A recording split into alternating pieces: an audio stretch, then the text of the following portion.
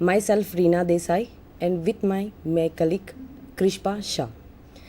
We are from the Daulatusa Institute of Applied Sciences, Valsad. First of all, I would like to thank KCG and Sandan for inviting us as an expert speaker. Today's our topic of discussion is characteristic of fungi.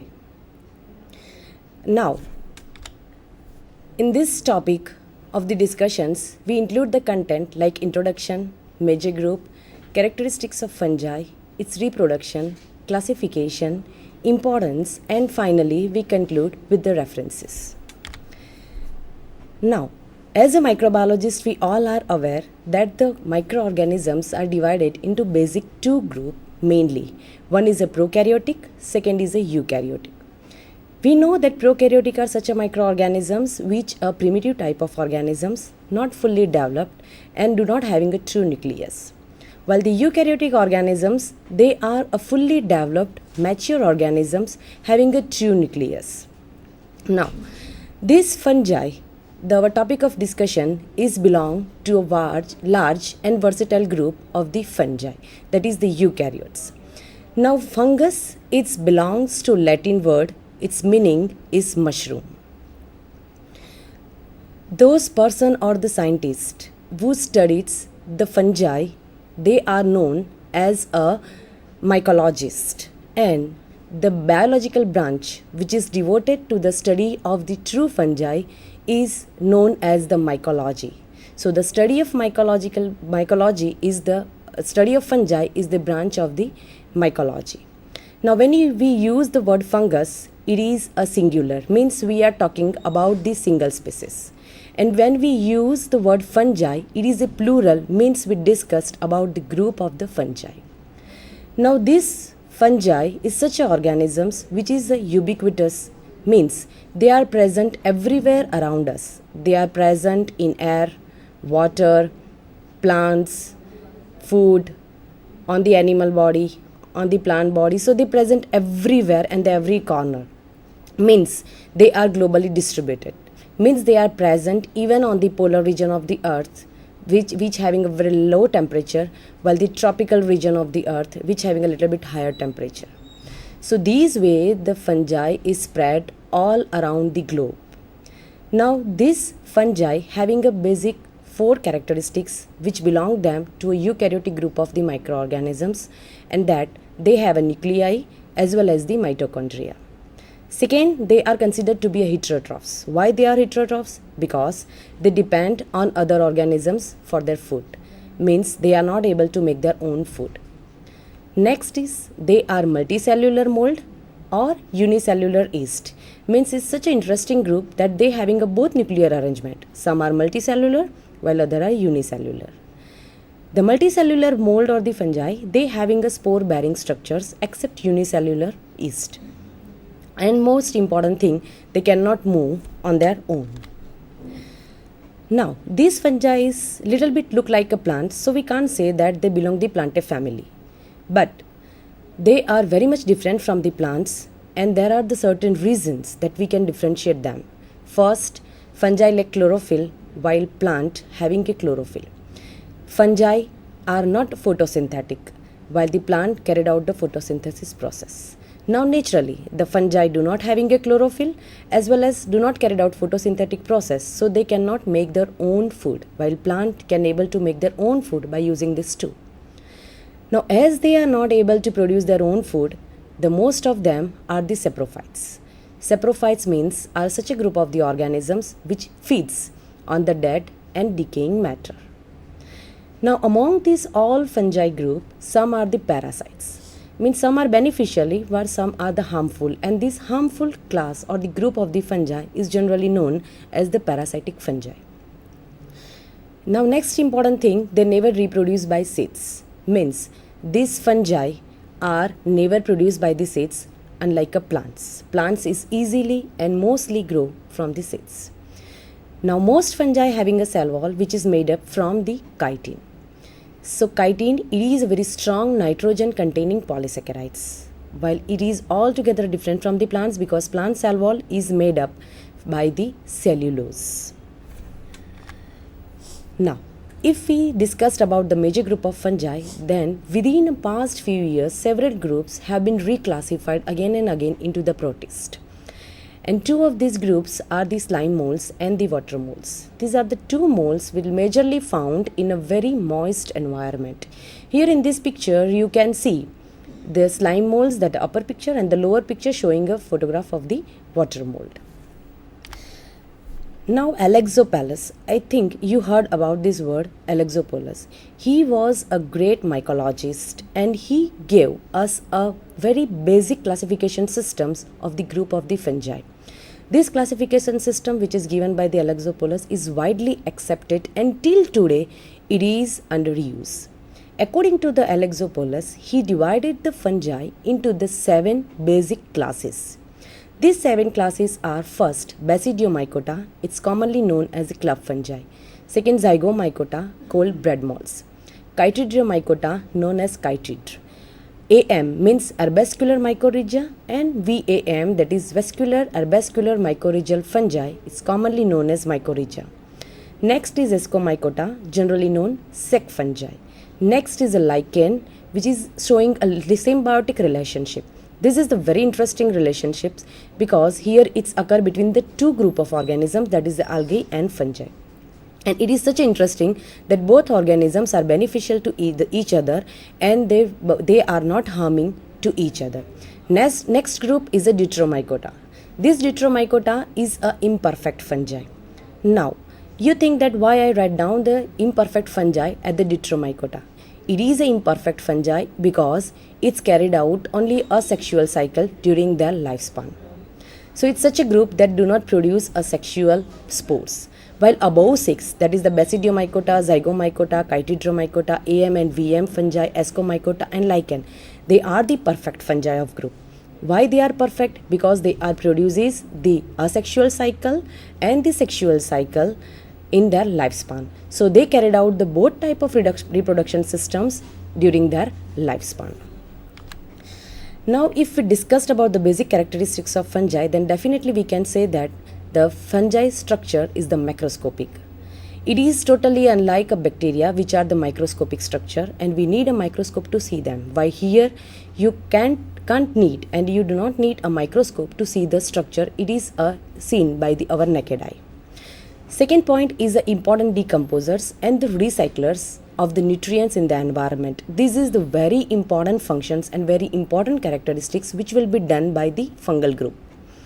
Why? Because these are the fungi which break down the complex organic material to the simple organic material and the very simple inorganic molecules. During this breakdown, they also releases the important constituents like carbon, nitrogen, phosphorus from the decaying material. And these way, these important constituents now available for the another living things like animal, human being and plants. One scientist say that this fungi is a great good and our life is hang on them. Why our life is hang on them or hang by them? Because they are the important decomposers as well as the recycler. If they are not present, the nutrient recycles and the decompositions are not possible. So may be possible that our life is not possible without them. Now, most of the fungi are the multicellular, but some are unicellular like yeast. Here in this picture you can see the multicellular mushrooms are there as well as the unicellular yeast is there. Another important thing is they lack true roots, stems or leaves unlike plants. Slide please. Now, this fungi having a cell walls and these cell walls are made up of the chitin. Chitin is a very complex polysaccharide material and these cell walls is very strong. Why it is very strong? Because they are made up by the N-acetyl glucosamine residues. This fungal body, the whole structure is called the thallus. You can see the picture of the thallus. Thallus means the whole complete body of the fungi. But this is the macroscopic. But this thallus is made up by the small, minute microscopic tubes and the filaments, which is called hyphae. You can also see the photograph of the hyphae, which give rise to a formation of the thallus. At the same time, some fungi are the internal parasites, or some fungi are the external parasites, which are generally a harmful fungi. Internal parasites are generally stay in the living host, while external fungi are stay outside on the surface of the living host. Now, why they need a living host? Because without living host, their life is not possible. They depends on the living host because they need nutritions, habitat, and the shelter, and that all provide by the living host to them. Some few fungi are such which act like a predators, and they capture the prey. For example, roundworm. Now here in this photograph you can see the predaceous fungi which feeding on a nematode roundworm. So these way sometimes they also act as a predator. Now another characteristics is symbiont. Symbiont is a very interesting relationships between two different organisms, that is a fungus and any other organisms. It is a mutual understandable relationships in which both are getting benefit from the each other. And definitely they are also depend on the each other, and may be possible without one their life is not possible, or the probable life is not possible. Now among this group of the fungi, some are called mushrooms. Today's we are very much familiar about the mushrooms, because from the children to housewife to the layman also now aware about the mushrooms, because we use mushrooms in our new dishes, soups, jams, pickles, even the cultivations of the mushrooms is carried out. So these way the mushrooms is very nutritious, and it's very important thing, and it's become a part of our life. But remember, these mushrooms which are edible, at the same time some are the poisonous for us. Next is a YM shift. YM shift is known as the yeast mycelial shift. Some fungi can show either unicellular characteristics or multicellular characteristics in two different environmental conditions.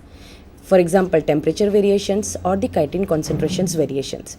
For example, if you grow the fungi in a 25 degree centigrade, then definitely they grow in the mycelial form due to the temperature decreases. But if you grow them at 37 degree centigrade, they grow in the round form, that is a yeast form. So these way they shift themselves from one characteristics to another characteristic, that is unicellular to multicellular. This is the very important YM shift. It's a question of its survival. Now in this photograph you can see the symbiont relationship, which is a topmost photograph. Second is the different types of the mushrooms, and third one you can see the YM shift. The first left photograph showing a formation of the round, that is the yeast structure, and the besides you can see the mycelial formations is there. Now these fungi, remember, they never grow in a dry environment. They always grow best in the warm, moist environment. So they always need a moisture for their growth. In this first left upper photograph you can see the one house is there that having a warm and moist environment, so the fungi get very good conditions to grow, and the whole roof is covered by the fungal growth. Now this fungi is a very versatile group and very diverse group of the organisms. These fungi having a different types of the group characteristics, like they are puffballs, some are yeast, mushrooms, toadstools, rust, smuts, ringworms, and moles. In the lowest right photograph you can see the puffballs, how it's look like. And some fungi it can produce antimicrobial substance. Is such a chemical which will be act as an antibiotic. For example, penicillin. Penicillin is made up by the penicillium mold. In this below photograph you can see the penicillium mold on the plate, and that is releases certain antimicrobial substance that inhibit the growth of the other organisms. Now we'll talk about the most important part of the fungi, and that is the hyphae. Hyphae is a tubular shaped structure. It is one continuous cells which found inside the fungal structure. This hyphae is generally filled with the cytoplasms and having a nuclei. But their different arrangement is found. For example, some hyphae is a multinucleate while others are the uninucleate. And this hyphae is made up by the very hard chitin. Now you imagine how hard it is, because this chitin is also found in an insect's exoskeleton. You can see the photograph of the different types of the hyphae. Now these hyphae showing a different formations like stolons. Stolons is the horizontal hyphae which is known as the running hyphae that connect the group of the hyphae to each other. It is generally formed on the surface of the soil or the medium, and it is found on the upper portion only. And another formations is the rhizoid formations. It is a root-like part of the hyphae that anchor the fungus. So it supports the whole body of the fungus, that is the thallus.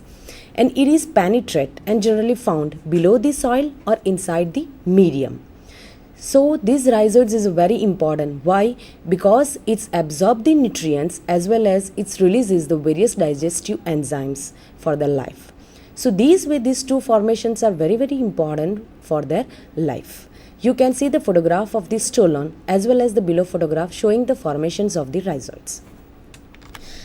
Now this hyphae is actually found in two different types. If the hyphae having a cross wall, they call this septa. Septa may form a compartment. This septa having a pores for the movement of the cytoplasms from one to another. So this is called a septate hyphae. While some hyphae they do not having a septa, which called coenocytic hyphae or the continuous hyphae. Here no cross walls found. In this above photograph you can see that the septate hyphae A and the B photograph is showing a coenocytic hyphae, that is the continuous hyphae. There is no compartment, and even you can see how the spores is give rise to a germinations of the hyphae. Now when these hyphae become a mature and grow in a more in number, they become a closed and the complex structure, and that closed and the complex structure are known as the mycelium, and that run through the thallus, that is the body. So these way the complex structure of the hyphae is give rise to a structure of the mycelium. Now these hyphae are also modified into certain other form like Heustoria and Apresuria. Now this Heustoria and Apresuria both are give formations of parasitic hyphae. Now Heustoria is the parasitic hyphae that generally found on the plants and the animal tissues. Here in Heustoria only the hyphae penetrate inside the tissues to get the nutritions. But remember here they never affect the host. But Apresuria generally found in the rust and powdery mildew fungi that produces the hyphal projections. They penetrate inside the plant tissues deeper and deeper, and then finally they grow over, they spread inside the tissues and finally destroy the tissues. So these way they are very harmful to the plant tissues. So these way these modifications of hyphae, which is known as parasitic hyphae, also occur by the fungi. It is a very interesting thing. Now next important thing is the absorptive nature of these fungi. Now actually we know that fungi are the saprophytes, and they definitely get the food from the other organisms, and they get the food from the carbonic form. Now to get the food from the outside, definitely they have something that they releases, and then they get back to the food to the themselves. So they having a tips of the hyphae which having a several enzymes. These enzymes are releases, and these released enzymes act on the substrate. That substrate is breakdown by the enzymatic process, and that substrate finally converted into simple organic material and very simple inorganic molecules, which again get back and diffuse back to the hyphae. So that hyphae or the fungal structure use that food, and the remaining food is stored in the form of the glycogen inside them. Now in this photograph you can see the nucleus of the hyphae direct the digestive process, means the tips releases the enzymes, that enzymes act on the substrates, enzymatic breakdowns are there, and that product is again digestive material is then again get back and diffused back to the hyphae. Now not all these things is there, but this mycelium structures is also produce various proteins and other product. These proteins and other products is also releases from the cytoplasmic channel to even the tip of the hyphae. So these way the nutritions are spread throughout the thallus. Now we'll discuss the important things or important characteristics of the fungi. It is the reproduction of the fungi. Now most of the fungi reproduces asexually as well as sexually, because they are able to produce the both type of spores, because most probably them are the perfect fungi or the true fungi. Now these are sexual reproductions which will be occur in the fungi. It is the most commonest way for the reproductions, and here they produce the new progeny. It is very genetically identical to the parent. These fungi are sometimes reproduced sexually, but here they're done by the matting or the fusing between the two hyphae or between the mycelium. The sexual reproductions is very uncommon process in the fungi, and it is occur only when the environmental conditions are not favorable for them. For example, the lack of nutrition are there, space is not enough, moisture is not there. So in these conditions, they go sexual reproductions rather than going for the asexual reproductions. At the same time, in this condition, some fungi can also reproduce through the vegetative reproductions. It's altogether very different from the asexual and sexual reproductions. Because in vegetative reproductions, each hyphae is give rise to a new formations of the new thallus. Means hyphae is involved into the productions of the new progeny. So this is known as the vegetative reproductions. It is very much different from asexual and sexual cycle. Remember these things. And mainly this vegetative reproductions is found in Ascomycetes class. You can see the photograph of the hyphae reproductions. That is a vegetative reproductions picture. Now, before we start another characteristics, we must having a little bit knowledge about the generalized life cycle of the fungus. Now here in this you can see the two types of cycle are there. One is asexual reproduction, which is a very common method, and second is a sexual reproductions, very uncommon process. First we discussed about the asexual reproductions. Then you can see the spores are there, which having a haploid in form. These spores are germinate into the mycelium, which is also haploid, means the one set of chromosomes, and this mycelium directly produce a spore bearing structure. So all spores having a haploid form. So now that spore bearing structures is releases the spores, and that again germinate into the mycelium, again spore producing structure is there. So these way the asexual reproductions is there in each stage showing a haploid formations. So this is the asexual reproductions in which the fusions or a matting is not present, only spores are involved for the formations of the new thallus.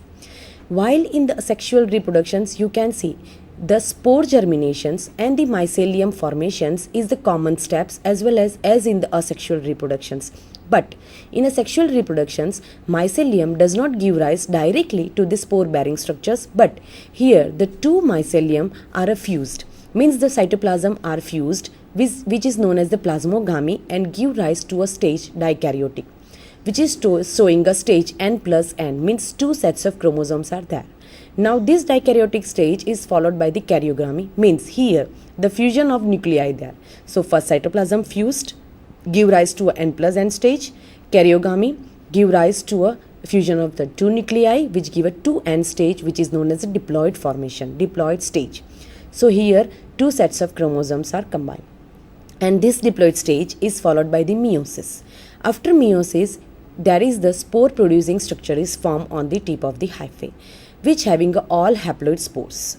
So now these haploid spores are releases, again germinate into the mycelium form, and depends on the environmental conditions, they followed either asexual reproductions or sexual reproductions. So these way we must have a knowledge that how the spores is simple, which carried out the asexual cycle as well as the sexual reproduction. Now few points have to be remembered during the sexual reproduction is, here the haploid, that is the 1n hyphae, is from two matting types, that is the positive and negative hyphae are fused together and fertilize, that is the n plus n stage. And when their nuclei is become fused, it's give rise to a zygote formations, that is the 2n stage. In a photograph, you can see the haploid are fused, that is a positive and negative fused and fertilized. While in B photograph, you can see the zygote formations divides themselves and to make a spore. So this is the spore bearing structures, and after the completions of these structures, the spores are released and carried out maybe sexual or the asexual cycle. Now after completions of the sexual reproductions, we must having a most common reproductions, that is the asexual reproductions knowledge. There are the basic three types of asexual reproductions are there. One is a fragmentation. Fragmentation is a part of the mycelium that become a separated and beginning its life of its own. Means here the mycelium are cut down in a small species which is known as the arthrospore. They separated and begin its own life. So that is called as fragmentations. Second is a budding. Budding is a one type of reproductions in which the small cells are formed at the tip of the parent cells, and they get pinched off as it's grown to the full sized. And this reproduction method is generally used by the yeast. You can see the photograph, the yeast is there and the budding process is there. And finally, the sexual spores, which is the very important spores which carried out maybe sexuals, maybe asexual cycles, but it is the most common method for the reproductions for the all type of fungi. Now, why these spores are very important and what are the characteristics? We'll discuss little bit about the spores. Spores are an adaptations to life on a land. And spores give us assurance that this species will disperse to the new locations. Next, its spores contain reproductive cells, means they form the new organisms which is genetically identical to them and all are haploid in form. They typically are non-motile and they disperse generally by different ways like wind, water, animal, insects, etc.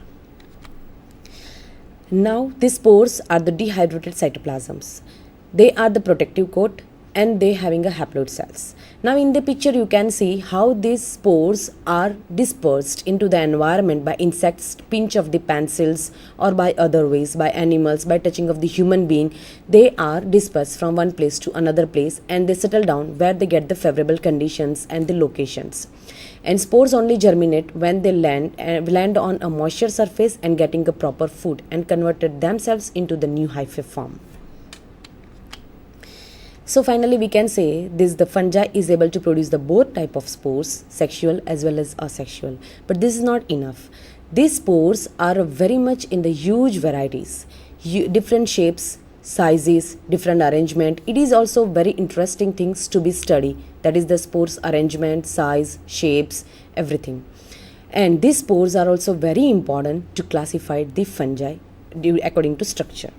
You can see the photograph of the different structure of the and different size of the spores, their arrangement with the different type of the fungi. Now these spore formations is also found in a different three types.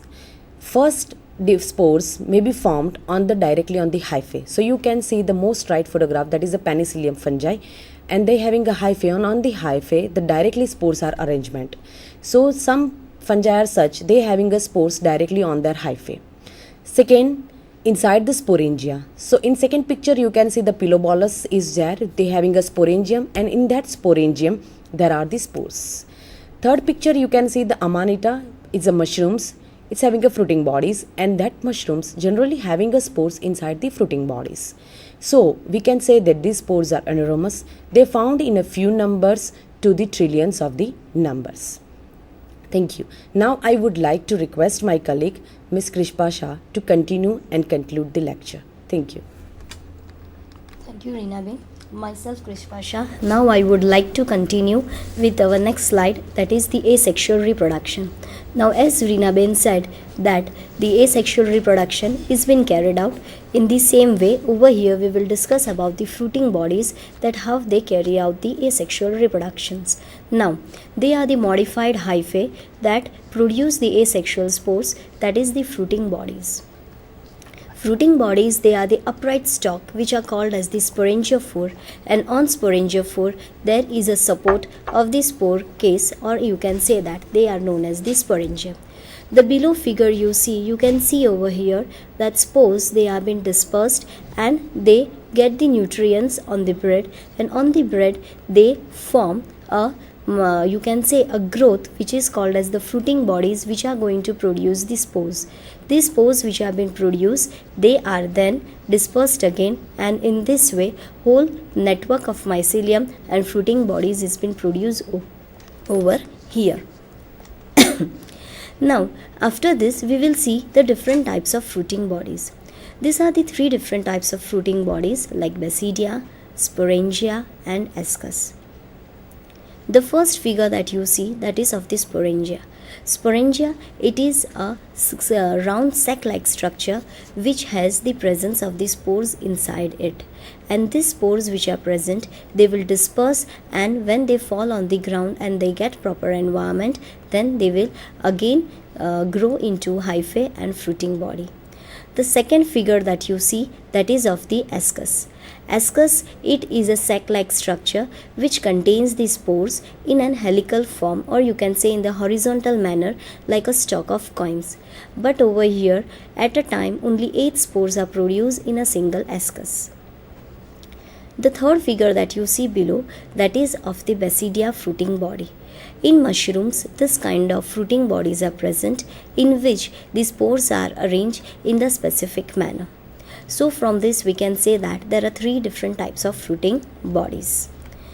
Now, on basis of this fruiting bodies, the reproductive structures and spores are being classified, and they are classified as the fungi having the basidia fruiting bodies are called as the Basidiomycota, sporangia known as Zygosporangia, ascus called as the Ascomycota. You can see the 3 figures below showing the different types of reproductive structures. Else than the reproductive structures and the spores, these fungi can also be classified on the basis of the nutrition. Over here you can see the 3 different classes of the fungi on the basis of the nutrition, like saprobes, parasites and mutualists. Now let us see the first one, saprobes. Saprobes, they are also called as the decomposers. Usually what do? They feed on the dead and the decaying matters. The dead and the decaying matters which is been present over there, they convert it into organic, you can say simple organic form from the complex organic matter, and they convert it into the inorganic form. Now, these decomposers which they are present, they are usually, you can see, moles and mushroom to be found more. The second one is the parasites. The parasites, you can generally define them as the harmful fungi. Harmful fungi in the sense they harm the host by taking the nutrition and shelter from it and returning nothing to them else than disease. Usually this parasite, that is the fungi, they infect or they attack plants, animals and humans. Over here we have taken the 2 examples of rust and smut which attacks the plants. The third group is the mutualistic. Mutualistic is a relationship in which both the fungi, they have been benefited in the sense both will help each other to grow and maintain inside this environment. The examples over here are lichens and mycorrhiza. Lichens and mycorrhiza, they are having mutualistic relationship and even they have economic importance in the environment. Now, as my colleague Reena Bain discussed about the 7 major groups of the fungi, in which she included Basidiomycota, Zygomycota, Ascomycota, VM-AM fungi. Also she included mycorrhizas, lichens and Deuteromycota. So all these fungi which have been discussed, we will see a little bit detail in it, and let us start first from the Basidiomycota. Basidiomycota, they are the group of fungi which are also called as the club fungi. The few examples included in this Basidiomycota are mushrooms, toadstools, bracket and shelf fungi, puffballs, shrinkhorns, rust and smut. The first figure that you see, that is of mushroom, and exactly next is that of the toadstools. Below the toadstool is the figure of the puffballs, and exactly adjacent to it is this shrinkhorn, and adjacent to it is a you can say bracket and shelf fungi, and at the last rust and smut fungi are found on the leaf of the plants. If we see the general characteristics of this group of fungi, they usually reproduce by asexual means, and sometimes in unfavorable condition they may also go for the sexual reproduction. Now let us take an example of mushroom and let us see that how they reproduce asexually. Mushroom has a fruiting body which is called as the basidiocarp, which is made up of stalk called as the stipe and a flattened cap with gills which is called as the basidia, which is present under the basidiocarp. Basidia which is present under the basidiocarp, it will contain the asexual spores, or it is a fruiting body which is going to make the asexual spores called as the basidiospores. There is also present of annulus, which is a skirt-like ring which is found around these stripes. The vegetative structure which is found in this group, they are usually below the ground. Now these are the uses of the Basidiomycota, and as we studied about the mushroom, and my colleague told that mushroom is one of the best food item and which is being used by all the people in their daily routine, and the cultivation of mushroom have now increased due to its availability as well as its economic importance, as it is very nutritive by taste as well as very nutritive by their quality. Now, other than the, you can say, its use, they are also having one disadvantage, like they damage crops.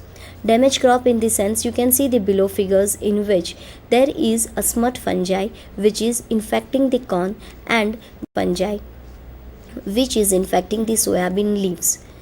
In short, they are making them infected, and unavailability of these things is to great loss to the agricultural purpose. After this, we will go to the second type of, you can say, the group called as the Zygomycota. Zygomycota are also called as the sporangium fungi. Why? Because they bear a sporangium, which is a fruiting body containing the sporangiospores. Commonly included examples over here are molds and blights. They have no cross walls, that is, they are asepted hyphae, and they grow rapidly comparing to the other group of fungi. One of the best example which has been studied is the bread mold, that is Rhizopus stolonifer. Now over here you can see the first figure in which the Rhizopus is there. This Rhizopus is showing a white cottony growth when it is immature. When it gets mature, it converts to greyish black in color, and then it covers whole strawberry, making it infected and unavailable to the humans for its purpose. The second figure that you see, that is of the tomatoes. You can see both the type of tomatoes over here. One, they are red in color. Second, they are blackish in color. Red one, they are healthy, while black one, they have been infected by the blight fungi, making it also, you can say, unavailable. This Zygomycota, they have both the type of cycles during the lifespan, like asexual and sexual. Let us see the asexual cycle.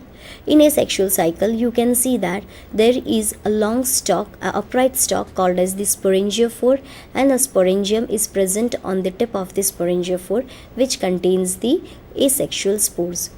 When the sporangium bursts, these asexual spores, they disperse with the help of the wind, insect, etc. And when they get moist and the, you can say, a solid surface, they will again reproduce, or they will form an hyphae, and with this way they will continue to reproduce.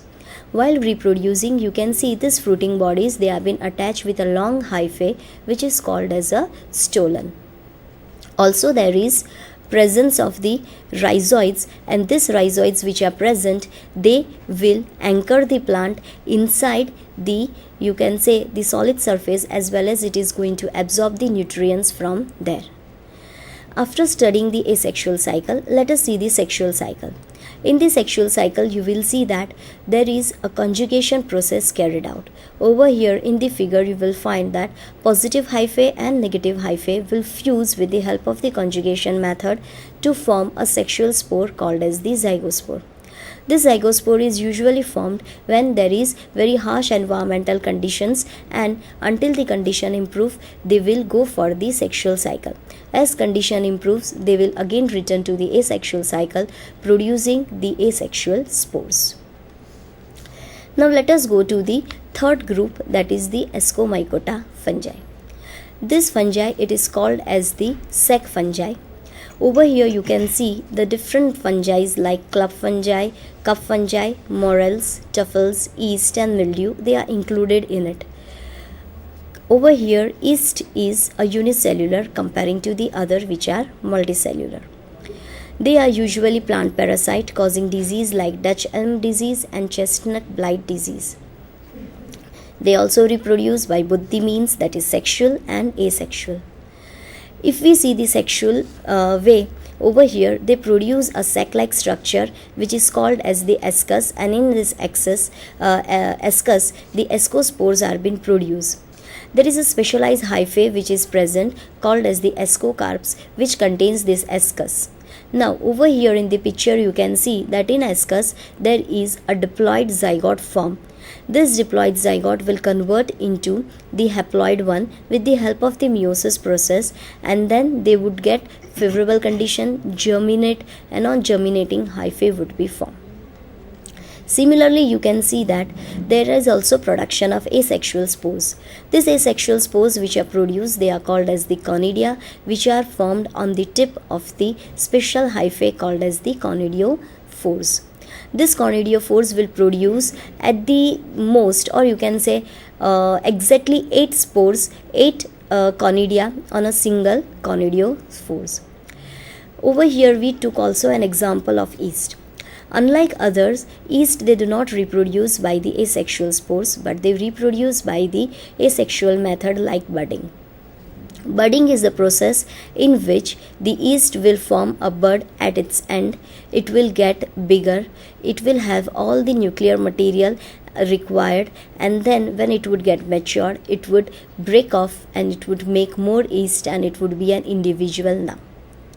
The figure over here shows is of the conidia in which they are arranged in a sac. Now, if you see over here, there is the formation of the conidia like conidia which are on the exactly on the conidiophore, which are arranged in a stalk like horizontal manner, and below is the picture showing the yeast budding cells. Now, if you see the uses, truffles and morels, they are the examples which are the edible exomycosis, that is, they can be used as a food material. Then penicillium mold, they make an antibiotic called as penicillin, which is a boon to humans. Next, they also give flavor to certain types of cheese. Saccharomyces cerevisiae, which is an example of yeast, they are used in the bakery industries for leveling of the bread as well as for the fermentation of bread and wine. Going to the next class, that is the Critidiomycota fungi. These are also called as the critids. They are the true fungi and they are produced by the motile spores. Motility is with the help of the whip splash like flagellum, which will help them to move in the aquatic habitat. Mostly this group of fungi, they are saprops and parasite causing infection in other microorganisms. One of the economical important of this group of fungi is they biodegrade the organic matter as well as they go for the recycling of the nutrients in the environment. Next, we will see about the mycorrhiza. Mycorrhiza is a mutualistic relationship found between the fungus and the plant roots. That is a mutualistic relationship in which fungus will provide nutrients and water supply to plants, whereas in return plants will provide carbohydrate for their growth. There are two kinds of mycorrhiza, that is the, you can say, ectomycorrhiza and endomycorrhiza. Ectomycorrhiza means those which are only going to invade the root but they are not going to penetrate, for example Ascomycota and Basidiomycota, whereas the Zygomycota is an example in which hyphae will invade the root cells as well as they would penetrate inside the cells, and hence they are known as the endomycorrhiza. Both these ecto and endomycorrhiza, they are extremely important ecologically and they will help to create a fertile soil. Let us see now about the lichens. This is also one of the example of the mutualistic relationship. Fungus over here is going to protect the algae or cyanobacteria, which is having a symbiotic relationship with the fungus. Algae or cyanobacteria, they are autotrophs, means they are going to produce their own food, and on the production of their own food they will provide this food to the fungi. Why? Because fungi, they are the heterotrophs. They cannot produce their own food. Now, these lichens can be divided on the basis of their, you can say they can be classified on the basis of their thallus, that is the body. The first picture that you see, that is of the foliose. These are the lichens that are leafy or lobe like structures having branches, as if you feel they are like leaf, but they are not true leaves. The second picture that you see below it is of the fruticose. These are the lichens which are finely branched, which grows up from the ground like a tiny shrub. The third, that is the crutose that you see, that is the lichens which form a flat crusty plates. This group of lichens, they have varieties of colors and they look attractive when we see this type of lichens. Now, if you see the structure of the lichen, this is an electron microgram picture in which you can see the green part, that is the cyanobacteria, and around it the hyphae of the fungi is being placed. This is a symbiotic relationship which is being seen. Over here you can see that the lichens, they cannot live in the environment alone, means both will be found together. But sometimes it has been seen that algae or cyanobacteria, they can live free living organisms in the environment, but by nature they are having a symbiotic relationship. If we see further, then you can see that the lichens, they act as a biomonitors. Now biomonitors in the sense that they are going to study or they will see the quality of the air. Now when they are studying the quality of the air, you will find that lichens, they are very sensitive towards the pollutant. Now when they are sensitive towards the pollutant, then they cannot grow in such kind of environment. So it is an indication that if air is being polluted, then lichens are not going to grow. But nowadays resistant species have also been found in which they grow. Beside this, they are also helpful to indicate the presence of the sulfur as well as the heavy metal concentration inside the air. Beside this, the biomonitoring, they also help or they are widely used in the preparation of the litmus paper. You all must be knowing the litmus paper. It is used to study or it is used to measure or to check the pH of the particular dye. Now, another use of the lichens is in the medicines. Usually the syrups have been prepared from the lichen, that is the Saxicola species, which will help in the or that specific lichens will help in the rejuvenation process. Else than that, they are also used by the folk peoples in the condiments, in the garam masala preparation for preparing various dishes. Now from this we can say that it is a diverse group and it is a fascinating group, and they are eukaryotic microorganisms which have vast variety of forms and cellular processes. As a whole, these organisms are fascinating for their complex life cycle, their changeable morphology, alternate methods for reproduction, effective both as disease-causing microbes and commercially valuable resources, and their role in the environment. So, from this we can say that it is very interesting to study the fungi, and mycologists, they play a very good role in doing that. As Rina Bain said that there are 1.5 million fungi and only few fungi have been studied. So mycologists or researchers, they have a vast area in mycology to study about the fungi and to carry out the new you can say challenges in this field. Now these are my references, and we have prepared our presentation by this way, and you can say that this is we have tried our level best to give you the good presentation so that it may help you for your future studies. So thank you. If you all have any questions, you are free to ask us.